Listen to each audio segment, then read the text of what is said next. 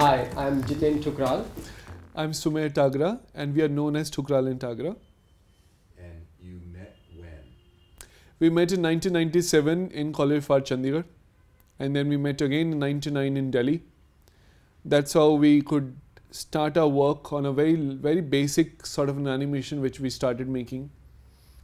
It went on, and then the ideas of attachment on the email was fairly new.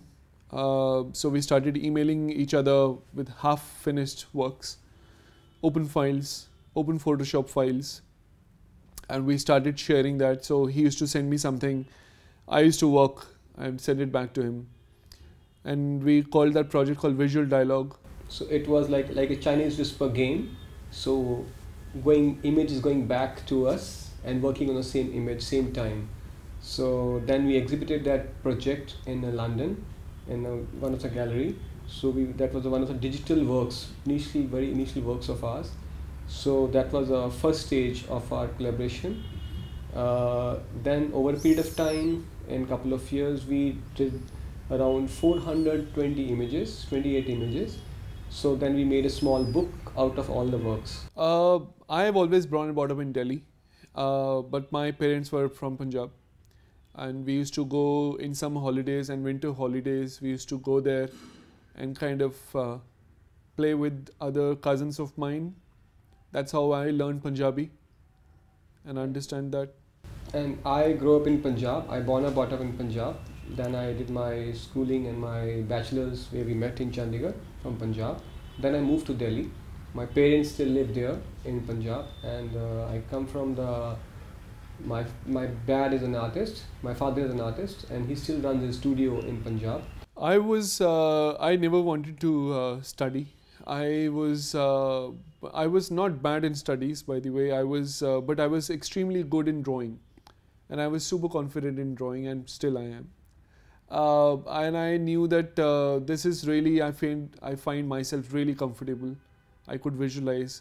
I learned my drawing. My mother taught me how to draw, and she's excellent in drawing and aesthetically. So.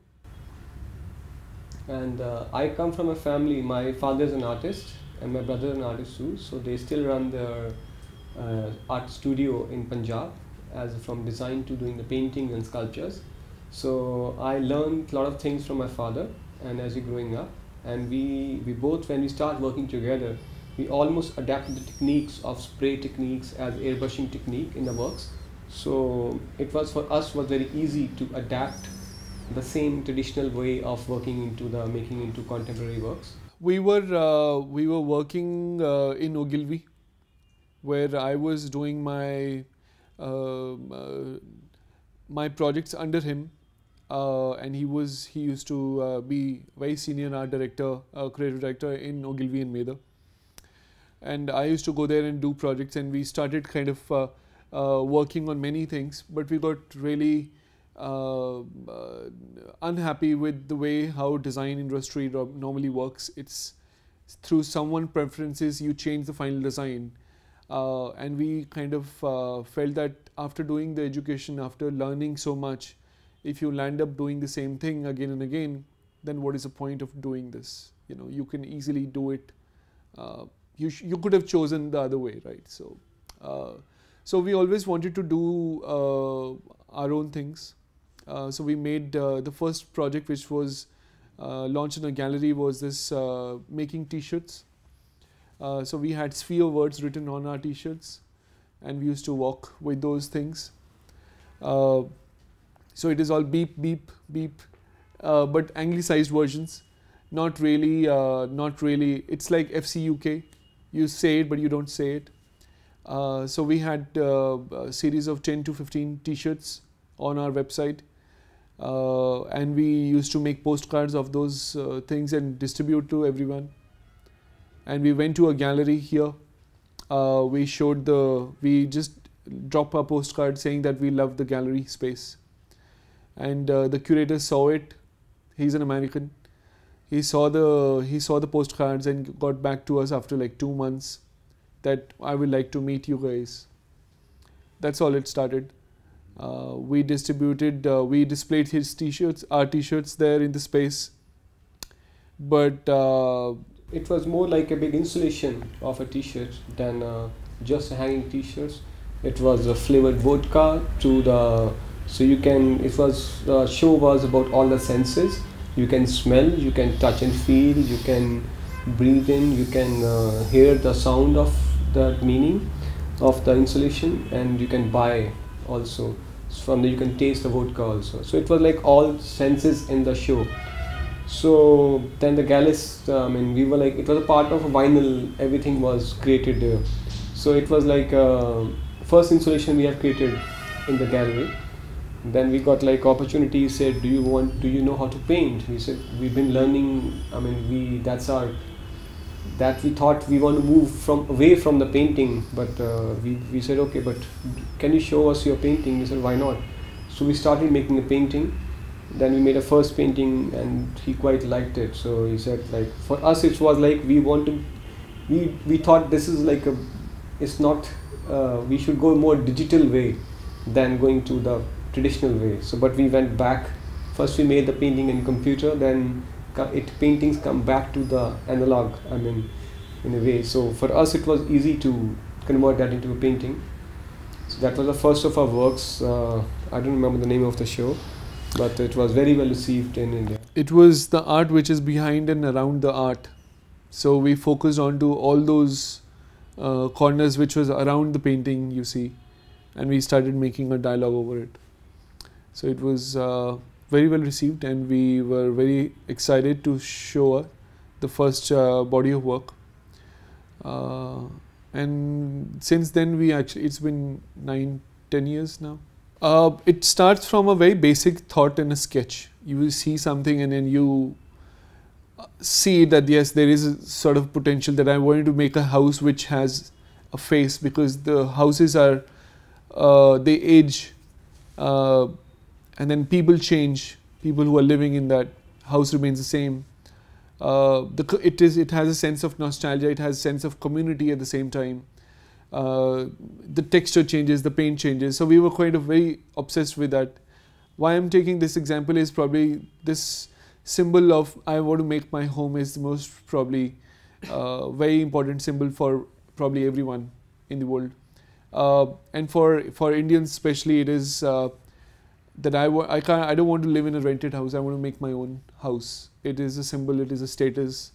The sense of gratification, and also the ideas of that you're growing up in a right direction. You've done something in your life. So we take a symbol like that, we sketch it out, and then we start processing over the computer. So he's doing some things and I'm doing some things, and then we bring it up together as a larger image.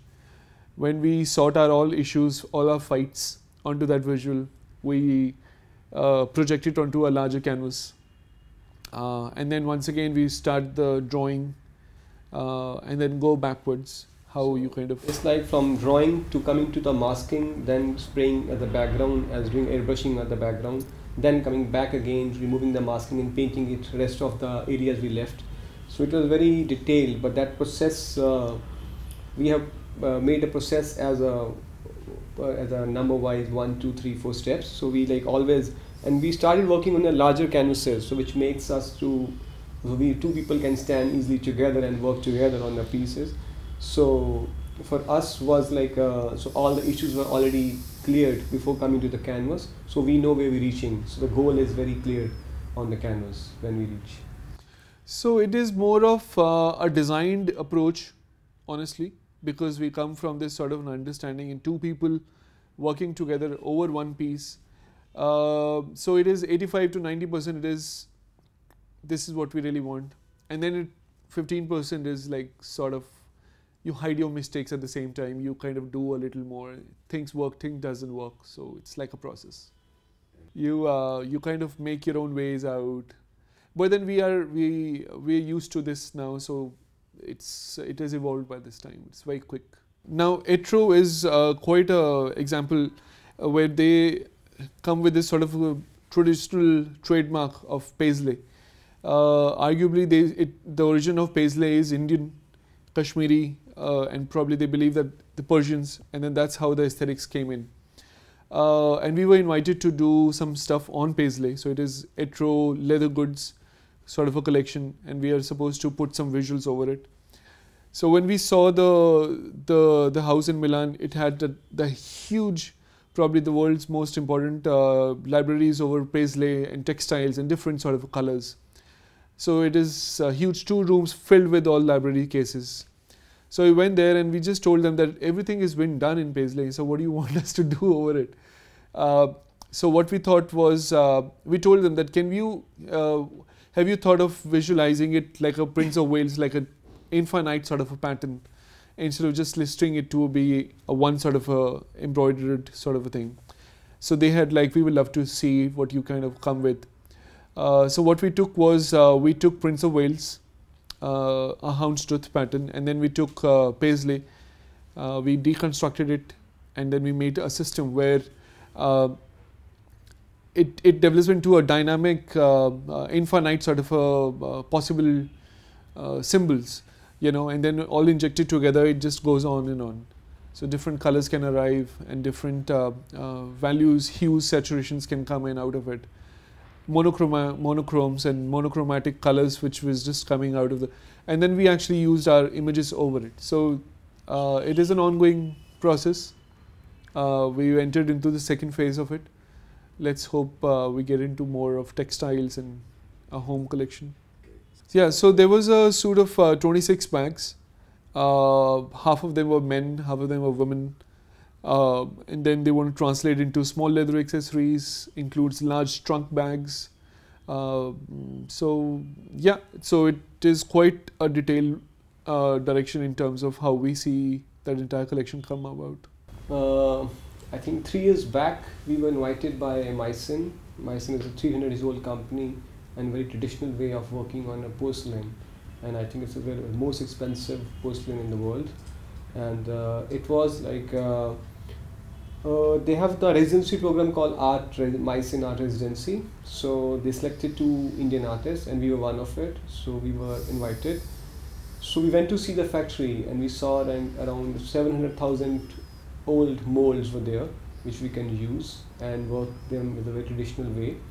And they have a very different techniques of working as a painting on the porcelain, on the glaze and non-glaze areas. So then you can try, and color changes every time when you paint, and the piece can go at least 3 to 4 times in a fire to work. It means every time you paint, it dries, then it goes to fire. And we started learning. It took us around 14 days to learn the technique to working in porcelain paints, which is like from clove oil and their own traditional powder colors, then mixing together. So for us was a new learning, and because we had to learn that how the color changes, and every color has different degrees of firing. So it was completely new for us. And but when we went there, we went with a very big large installation.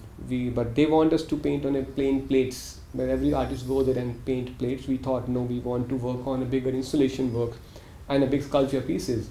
It was a quite challenge for us, but as a factory is very old and very traditional, it was very difficult for us as a working as 2 Indian goes to the factory and say we want to change the way you guys work. So, but it happened, and they were really open to us, and they gave us a lot of liberty to play around with that. We took some of the traditional molds, and then we start making out of them as sculpture pieces. We named them Somnium Genero as the sound sculptures, means dream generator sculptures. So we thought of making the 15 pieces earlier, make other 15 individual unique sculptures, and every sculpture has a sound inside. So we'll make the 15 different sounds, and at the last we make a big larger installation, which will make a big orchestra in a way, and people come and interact with the pieces. But then we realize it's not that easy, because it means it's going to take at least 6 to 7 years to finish the pieces, because if each piece takes a couple of months to finish it, it means it will take 3 to 4 years to finish 15 pieces. So, but for us it was a big challenge. But we didn't put the sound inside as the speakers or the technology inside. We made the sculptures as unique pieces, and for us we developed in 300 years they have not used a masking technique because if you see our earlier works, we used to spray as a airbrushing the whole painting. So we thought, why don't we use on this thing? For that they have to find the new different colors, but we use the technique as a masking. Means the process was more larger than the earlier, so it means that each piece goes to fire for seven times, so which was a big challenge for us to work there. But finally we finished around 9 pieces here now. Till now we will go back again to finish the residency program and to put it all together. Some of the pieces come to India, been exhibited in Art Basel and an exhibition in Berlin and in Delhi. So Mr. Sethi contacted us about a project called Be Open. They were really keen on creating some new objects.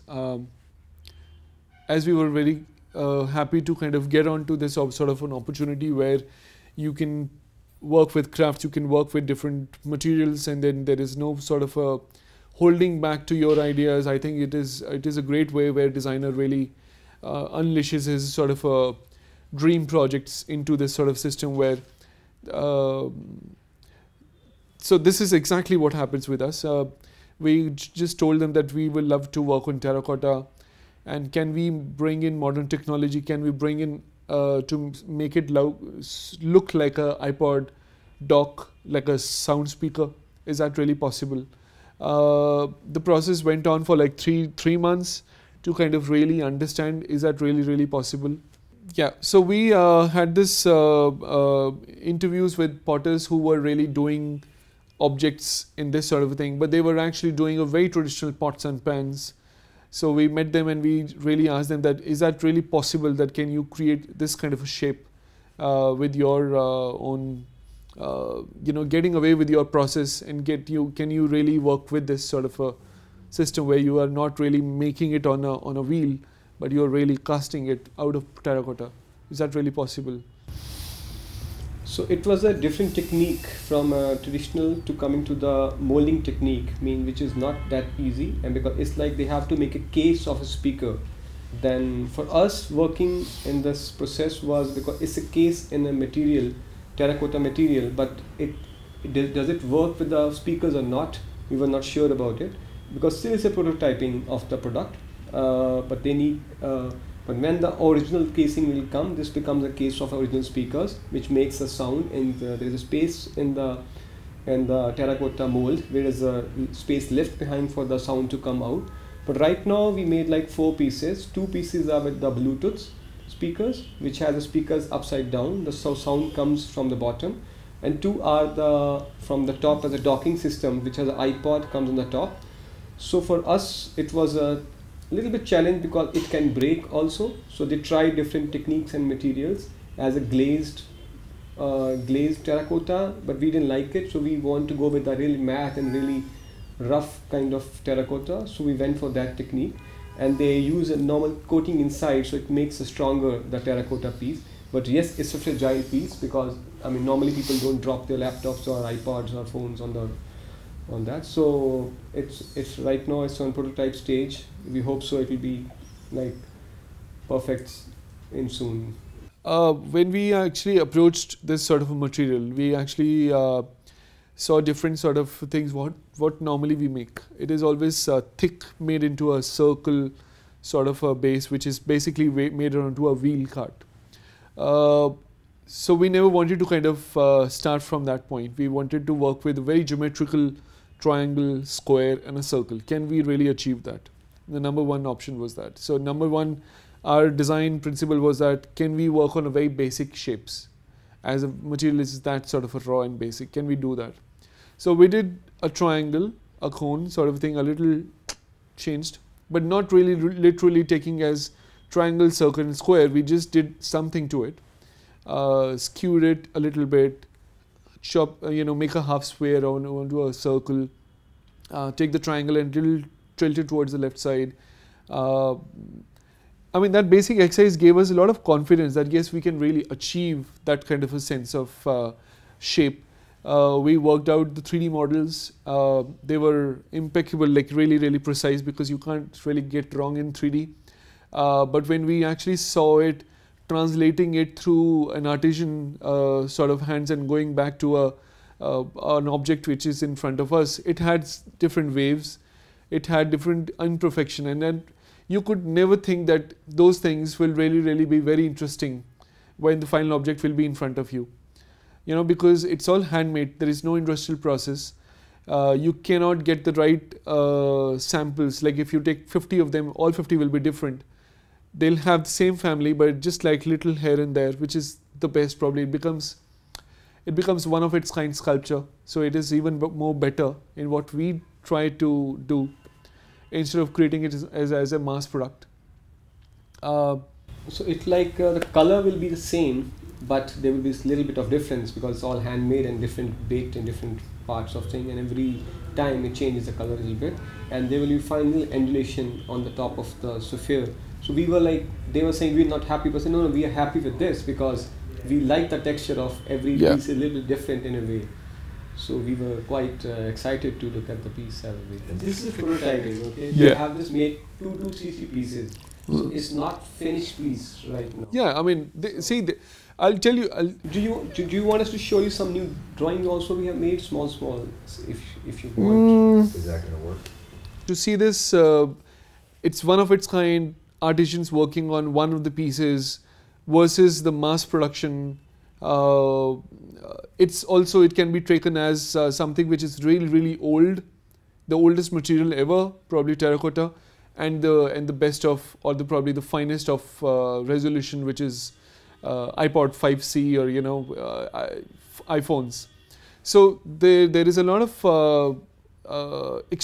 two extreme poles connected together in a very simple sort of an understanding of is that really workable or not.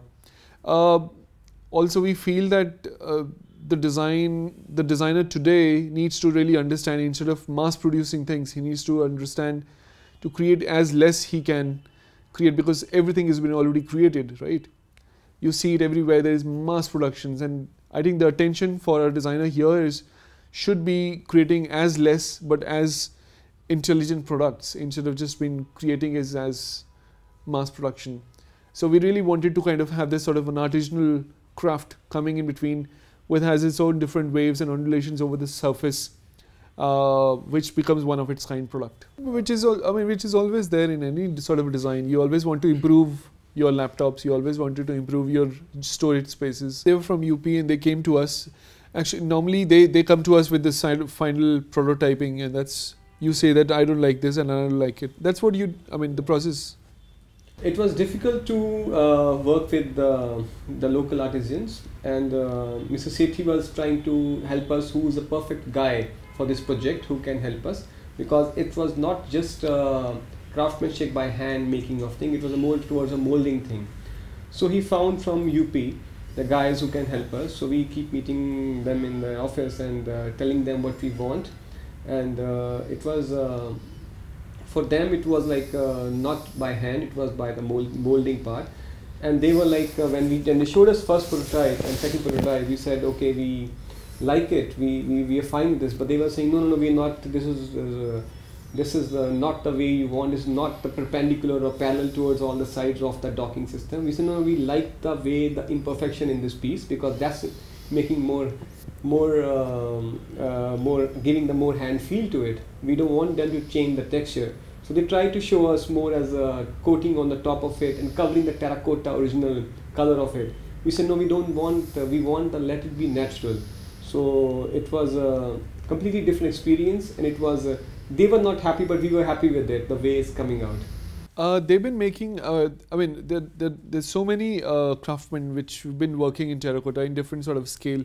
Someone is kind of coming from like 3 to 4 generations. I mean, they've been constantly working on terracotta, making goddesses, making idols, and making very basic pots and pans, and then they kind of translate into many other things. So we were quite excited to work with this sort of a mindset where they are kind of completely, in their own sense, they're mass producing it. They're making the same mold again and again and again and again, but it is also, it has its own imperfections. So you see a little Ganesha which has been then taken out of a mold and then been dried out and then been made. And so we're kind of very excited in a low technology part of it. It's very nostalgic at the same time. you see times have changed and these things have remained in the same place. So you can actually go back to 60 years, 50, 180 years, or whatever that thing is, that you see them as there ever. To take that part into a modern technology, I don't think so. We haven't seen that kind of an example. Not just that we have been part of this entire project, but before this, we could never see it happening in this sort of a scale. That is that really possible? You know, mixing old, very low technology. It doesn't need anything, but just you need just 2 hands to kind of mold it and dry it in the sun. Don't need anything else. When then taking that as a modern technology, iPodish format. So I think it is quite interesting. There, long time back, we used to travel to some small parts of villages in Punjab. So they used to use the pot as a terracotta pot and put one speaker on the top of it. So the sound comes, it's bounced back from the emptiness of the sound. It doesn't work terracotta and speakers together as a sense, but we saw it traditionally how the local people use putting one speaker in the pot of it and making that as a bass or the sound of the thing, and use in a local way of that, making speakers out of it. So it was like, you know what I'm saying? It's like they used to so this is there. So they just throw the speaker on the top of it. So the sound normally comes from the top, but it bounced back at the bottom also. So they used to use and this little wire hanging out and attached to their stereo system. We saw it in like Jagrate mein hota na, like you know what I'm saying, they used to do it in the local things and they put it on the corners like that. But this is also like using a similar technique, but we made it into a new technology in a way. So I remember as a kid we used to travel to different parts in Punjab in small villages. So in one of the small parties, so what people used to do, they take a larger pot of a terracotta pot where you used to store the water. They emptied it and they put a speaker on the top of it. So it bounced back the sound from the top and bottom because the terracotta. But technically terracotta doesn't go well with the sound in a way, but we saw that as using how people were using that technique in the local small parts of India. You know. So we thought let's try that technique also to make it and mix 2 things together, but little high technology and low technology, put it together in a way, so it works perfectly.